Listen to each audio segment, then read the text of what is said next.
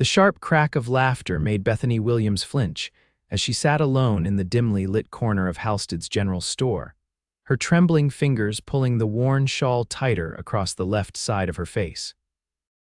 April 1878 in Sweetwater Springs, Arizona Territory, was unseasonably warm, yet she refused to relinquish the protective layer that had become her shield against the cruel stares of townsfolk. "Did you hear?" Martha Jenkins' voice carried across the store. "Doc Simmons says that burn ain't ever gonna heal proper. Looks like the devil himself kissed her face." Bethany lowered her head, pretending to study the small list of supplies she needed. The fire that had claimed her family's homestead 3 months ago had taken everything: her parents, their modest ranch, and the smooth, unblemished skin of her once pretty face. At 22, she had gone from being the belle of Sweetwater Springs to its most pitied curiosity. "Hush now, Martha," Tom Halstead, the store owner, admonished half-heartedly. "The poor girl's been through enough." Bethany rose quietly, abandoning her shopping list on the counter. She couldn't bear another moment of their thinly veiled disgust masked as sympathy. As she moved toward the door, a group of young women her age entered, their laughter dying instantly as they caught sight of her. "Good morning, Bethany," one offered awkwardly, while the others avoided looking directly at her. "Morning," Bethany mumbled, keeping her face angled downward as she slipped past them. Outside, the dusty main street of Sweetwater Springs bustled with morning activity. Horses and wagons kicked up clouds of dirt as they passed. Bethany quickened her pace, heading toward the small room she rented above the dressmaker's shop. Miss Adelaide had been kind enough to offer her lodging and occasional work mending clothing, though Bethany suspected it was more out of pity than need for her mediocre sewing skills. "Watch where you're going, miss." Bethany collided with a solid chest, stumbling backward. Strong hands caught her elbows, steadying her. Her shawl slipped, exposing the angry red scars that marred the left side of her face from temple to jaw. "I'm sorry," she gasped, yanking the shawl back into place. "Please excuse me." "No harm done, madam." The voice was deep, unfamiliar. Bethany risked a glance upward. The man before her was tall and broad-shouldered, with sun-bronzed skin and eyes the color of a summer sky. A stranger, then. Sweetwater Springs didn't see many of those, tucked away as it was from the main stagecoach routes.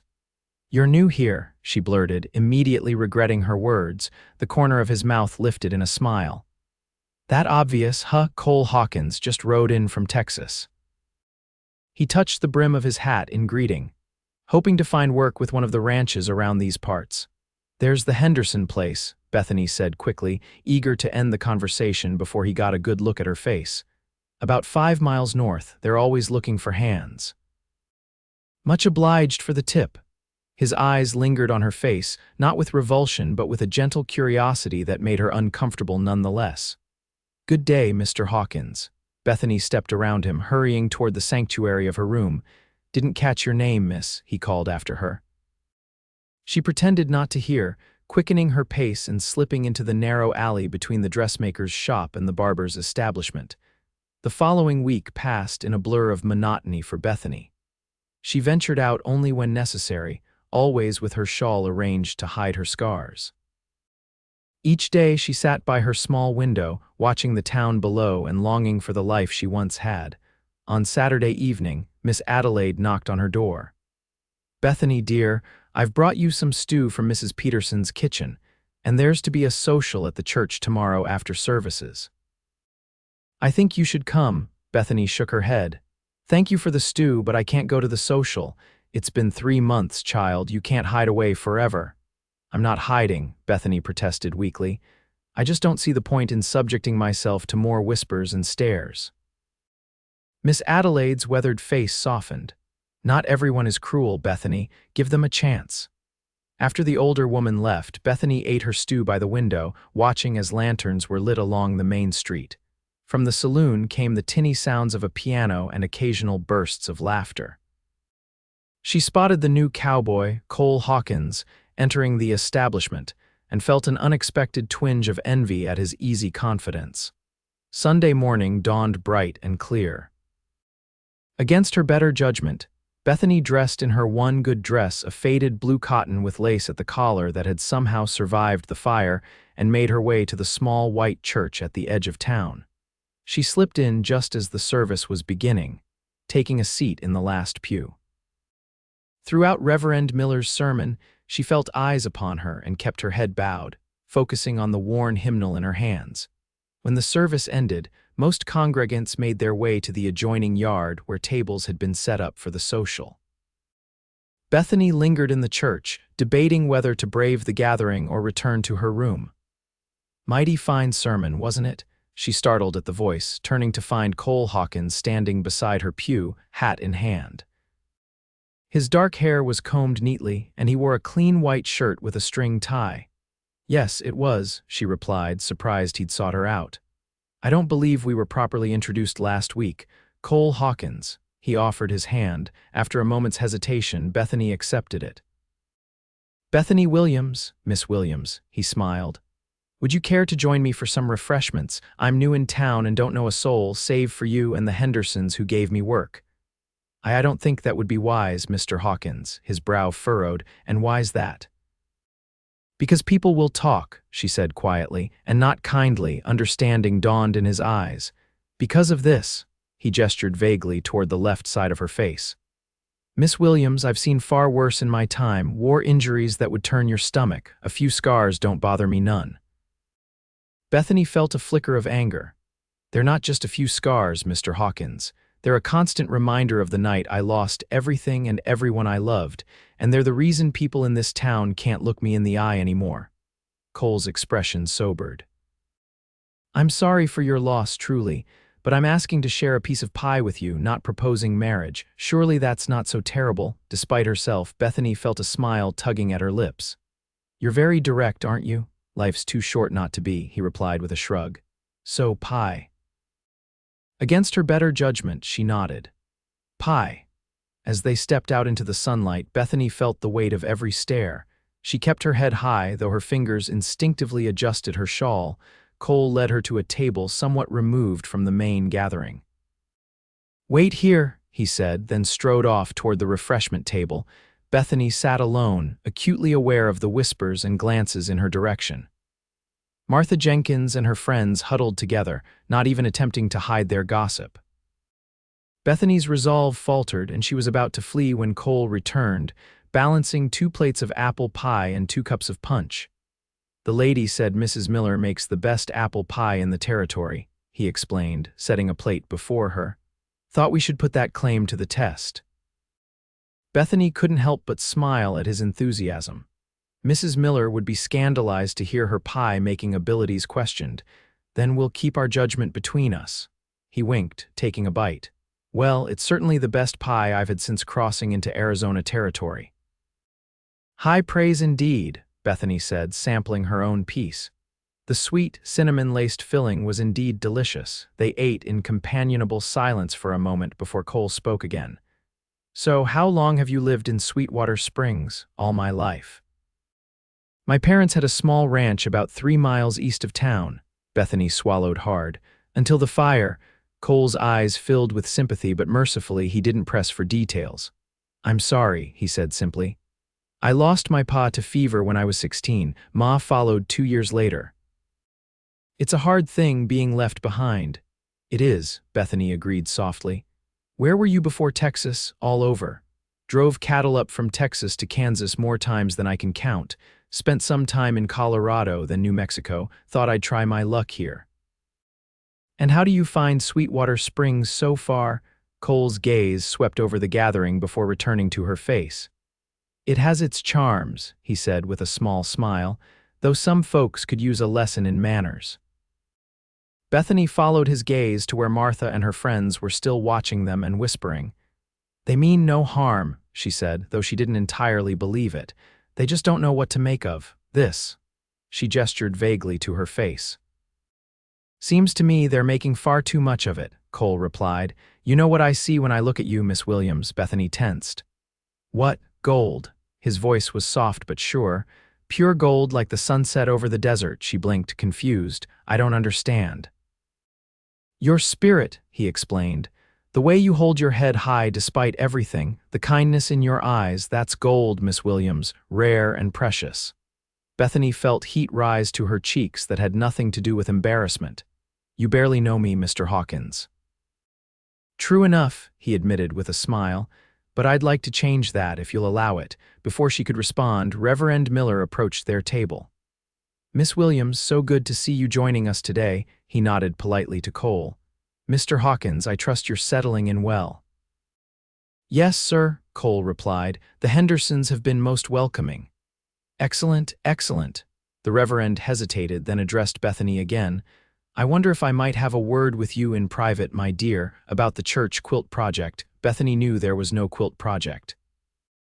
"Of course, Reverend." She excused herself and followed the older man a short distance away. "My dear," Reverend Miller began awkwardly, "while I'm pleased to see you venturing out, I must caution you about appearances." "Appearances," Bethany repeated, though she knew exactly what he meant. "Mr. Hawkins is new to our community. He doesn't understand how things are. People are talking, and I wouldn't want your reputation to suffer." Anger flared in Bethany's chest. "My reputation for sharing pie with a new arrival to town. Or is it that no one believes a man could possibly want to speak to me now unless he has ulterior motives?" The Reverend flushed. "That's not what I meant, child. It's just that my face makes people uncomfortable," Bethany finished for him. "And they'd rather I stay hidden away so they don't have to confront their own discomfort. Thank you for your concern, Reverend, but I believe I'll return to my companion now." She walked back to Cole with her head high, though inside she was trembling with a mixture of anger and hurt. "Everything all right?" Cole asked as she sat down. "The Reverend was concerned about my reputation," Bethany said bluntly. "Apparently sharing pie with you is cause for scandal." Cole's eyes darkened. "That's ridiculous." "Welcome to Sweetwater Springs," Bethany said with a bitter laugh. "Where appearances are everything." "Then let's give them something to really talk about," Cole suggested, a mischievous glint in his eye. "How about a walk down by the creek, in full view of everyone, of course?" Despite herself, Bethany smiled. "Your trouble, Mr. Hawkins." "So I've been told," he agreed cheerfully. "What do you say?" Bethany glanced around at the townsfolk, many of whom were still watching them with undisguised curiosity. For 3 months she had hidden away, ashamed and afraid. Perhaps it was time to stop giving them that power over her. "I say yes," she decided. "Let's go for a walk." The weeks that followed brought a gradual but noticeable change in Bethany's life. Cole Hawkins, true to his word, sought out her company whenever he was in town. They walked together on Sunday afternoons, sat together at church, and sometimes shared meals at the small cafe on the edge of town. At first, people whispered and stared, but as time passed, the novelty wore off. Bethany began to venture out more frequently, even without Cole's company. She still wore her shawl, but no longer clutched it with desperate fingers. One evening in late May, Cole appeared at Miss Adelaide's shop just as Bethany was finishing her work for the day. "Evening, Miss Adelaide," he greeted the older woman. "Mind if I borrow Miss Williams for a spell?" Miss Adelaide smiled indulgently. "Not at all, Mr. Hawkins. Just have her back before it gets too late." Outside, the evening air was warm and sweet with the scent of desert blooms. Cole offered Bethany his arm, which she accepted with only slight hesitation. "I have something to show you," he said, leading her toward the stables. "If you're willing to take a short ride." Bethany hadn't been on a horse since before the fire. "I don't know, Cole. Trust me?" he asked, his blue eyes serious. After a moment, she nodded. "I trust you."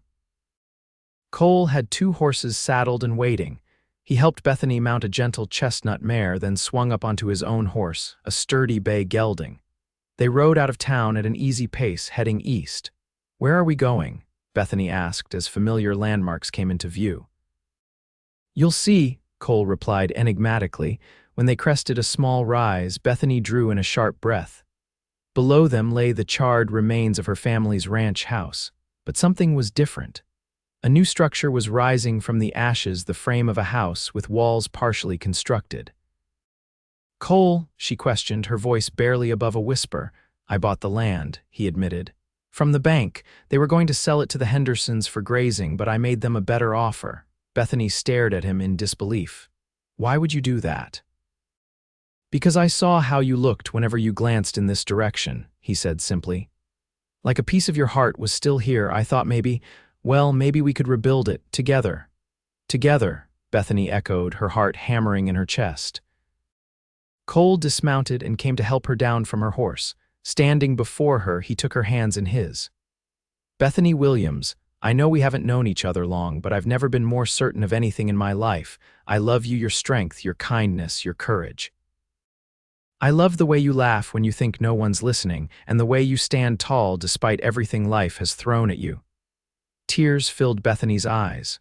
Cole, I'm damaged goods, everyone knows it. No, he said firmly, you're gold, pure gold. And if you'll have me, I want to spend the rest of my life showing you just how precious you are. Are you proposing marriage, Mr. Hawkins? Bethany asked, her voice trembling. I reckon I am, Miss Williams, he smiled. What do you say? In answer, Bethany reached up and slowly, deliberately removed the shawl that had covered her scars for so long. The setting sun cast a golden glow over her face, all of her face. Yes, she whispered. Yes, I'll marry you. Cole's smile was radiant as he gathered her into his arms and kissed her, there amidst the ruins of her past and the beginnings of their future. Their wedding in July was a simple affair at the church in Sweetwater Springs. To Bethany's surprise, nearly the entire town attended. Miss Adelaide had sewn her a beautiful gown of ivory satin and even fashioned a delicate lace veil that softened but didn't hide her scars. You look beautiful, Cole whispered as she joined him at the altar.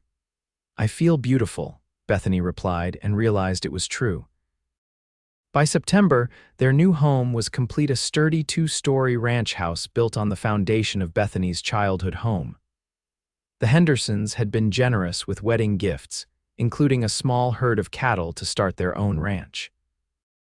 On a crisp autumn evening, Bethany sat on the porch watching as Cole returned from checking the herd. The setting sun bathed everything in a golden light, much like the day he had proposed. Penny for your thoughts, Mrs. Hawkins, Cole said, settling beside her on the porch swing. I was just thinking about the day we met, Bethany admitted. How afraid I was to show my face, how much I hated the whispers and stares. Cole took her hand, his thumb gently tracing the gold band on her finger. And now I understand that the real scars weren't on my face but on my heart, she said softly. And you helped heal those one day at a time. We healed each other, Cole corrected her. You gave me a home, Bethany, a place to belong. She leaned her head against his shoulder, breathing in the scent of sun, warmed leather, and horses that had become so dear to her. Do you ever regret it, taking on a scarred woman and all the gossip that came with her? Cole tipped her chin up, meeting her gaze directly. Not for a single moment. You're the best decision I ever made, even better than buying this land, she teased. Even better than that, he agreed with a smile. Though I'd say that was a pretty smart move too. They sat in companionable silence, watching as the first stars appeared in the darkening sky. From inside the house came the soft cry of their infant daughter, born just 3 weeks earlier. I'll get her, Cole offered, pressing a kiss to Bethany's temple before rising. He returned moments later with their tiny daughter cradled in his arms. Charlotte Hawkins had her father's blue eyes and her mother's golden hair. Her perfect, unblemished face was scrunched in a yawn as Cole placed her in Bethany's waiting arms. Hello, my sweet girl, Bethany cooed, adjusting her blouse to nurse the baby. As Charlotte latched on, Bethany marveled at the fierce love that welled within her. She's perfect, Cole murmured, his arm around Bethany's shoulders. She is, Bethany agreed, and she'll grow up knowing that true beauty comes from within, that what others see as flaws can actually be strengths. Just like her mama, Cole said, pressing a gentle kiss to Bethany's scarred cheek. In that moment, with her daughter at her breast and her husband at her side, Bethany knew a contentment she had once thought impossible.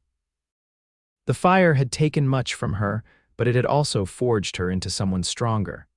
Someone who could recognize the gold in others because she had finally seen it in herself.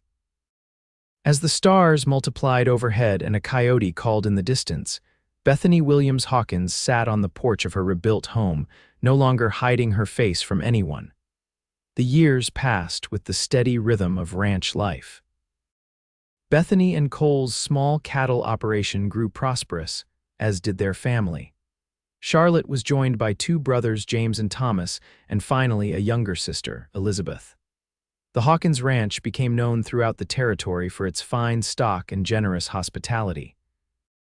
Bethany still bore the scars of that long-ago fire, but they had faded somewhat with time, as had the townsfolk's fascination with them. When the family went into Sweetwater Springs for supplies or church services, people greeted Bethany warmly, no longer averting their eyes or whispering behind their hands.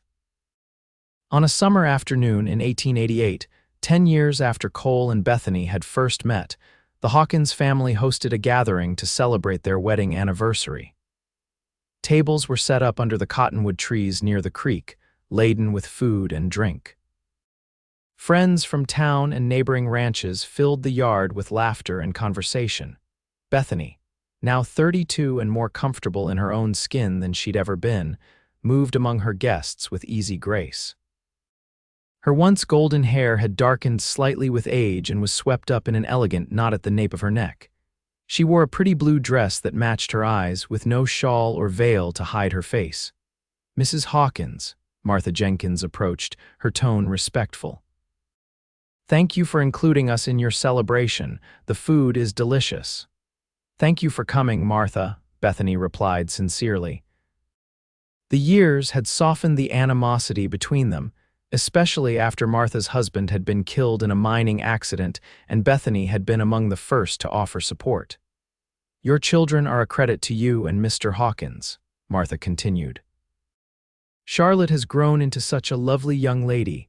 Bethany smiled, watching as her eldest, now 9 years old, helped serve lemonade to the guests. "She has her father's kind heart. And her mother's strength," Martha added quietly. "Bethany, I know we've never spoken of this directly, but I want to apologize for how I behaved after your accident. I was thoughtless and cruel." Surprised by the unexpected apology, Bethany touched the other woman's arm. "That's long past, Martha. We've all grown since then." "Yes, but I need to say it," Martha insisted. "You taught this town a valuable lesson about courage and dignity. I've never forgotten it." Bethany blinked back unexpected tears. "Thank you, Martha. That means a great deal to me." As Martha moved away to join her children, Cole appeared at Bethany's side, slipping an arm around her waist. At 40, he was still as handsome as the day she'd first met him, though his dark hair now had threads of silver at the temples. "Everything all right?" he asked, noting her emotional expression. "Better than all right," Bethany assured him, "just reflecting on how much has changed in 10 years. Cole's gaze swept over their property, the sturdy house, the barns and corrals, the healthy cattle grazing in the distance, and most importantly, their 4 beautiful children. "We've been blessed," he agreed. "More than I ever dreamed possible," Bethany said softly. "Sometimes I still can't believe this is my life." "Believe it," Cole said, pressing a kiss to her temple. "You deserve every bit of happiness, my golden girl." The endearment, unchanged after all these years, still had the power to make Bethany's heart swell with love. "As do you, my steadfast cowboy." Later, as the summer sun began its descent toward the horizon, Cole called for everyone's attention. Standing with one arm around Bethany and the other holding a glass of champagne, he addressed their gathered friends and family. "10 years ago today, I made the best decision of my life when I married this extraordinary woman," he began, his voice carrying across the yard. "Some of you remember how we met a chance encounter on the streets of Sweetwater Springs. I was a drifter with no roots, and Bethany was hiding her light under a bushel. Murmurs of agreement and a few knowing chuckles rippled through the crowd. But I saw what others didn't or wouldn't see," Cole continued. "I saw gold, pure, precious gold in her spirit and her heart. And every day since then, I've discovered new reasons to thank God for bringing her into my life." He turned to face Bethany directly, his blue eyes filled with emotion. "Bethany Williams Hawkins, loving you has been the greatest privilege of my life. Thank you for these 10 beautiful years, for our children, for our home, and for showing me what true courage looks like every single day." Bethany's eyes shimmered with tears as Cole raised his glass. To my wife, my heart, my gold, may the next 10 years be even more blessed than the last. To Bethany, the guests echoed, raising their glasses. As cheers and applause filled the air, Bethany stood on tiptoe to kiss her husband, unashamed of the tears that streaked her scarred cheek. In that moment, surrounded by love and acceptance, she knew that she had truly found her place in the world, not despite her scars, but because of the strength they had helped her discover within herself. As twilight descended, lanterns were lit around the yard, casting a warm, golden glow over the celebration. Musicians struck up a lively tune, and couples began to dance on the patch of ground cleared for that purpose. Cole extended his hand to Bethany. "May I have this dance, Mrs. Hawkins?" With a smile that illuminated her entire face scars and all, Bethany placed her hand in his. "You may indeed, Mr. Hawkins." As they moved together in the lantern light, their 4 children watching with delight, Bethany reflected on the journey that had brought them to this moment. From the ashes of tragedy had risen a love story more beautiful than any she could have imagined in her youth. And as Cole twirled her beneath the starlit Arizona sky, she knew with absolute certainty that he had been right all along. There was gold within her, within both of them, a precious, enduring treasure that would continue to shine brightly through whatever challenges the future might hold.